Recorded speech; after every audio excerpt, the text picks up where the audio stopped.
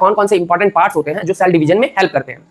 तो बेसिकली जो सेल हमारा होता है उसके बाहर एक झिल्ली लगी रहती है जिसको हम लोग कहते हैं सेल मेम्ब्रेन, हिंदी में इसको कोशिका झिल्ली कहा जाता है।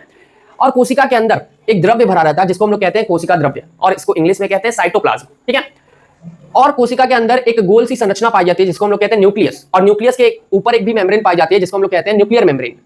न्यूक्लियस के अंदर एक और गहरी गोल धब्बे जैसी संरचना होती है जिसको हम लोग कहते हैं न्यूक्लियोलस। क्या कहते हैं? न्यूक्लियोलस। ये गोल धब्बे जैसी संरचना है जो इसको हम लोग कहते हैं न्यूक्लियोलस।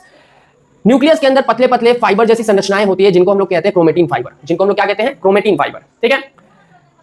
ये क्रोमेटिन फाइबर जब सेल डिवीजन होने वाला रहता है तो आपस में संघनित होकर के एक्स आकार की संरचना बनाता है जिसको हम लोग कहते हैं क्रोमोसोम, जिसको हम लोग क्या कहते हैं? क्रोमोसोम।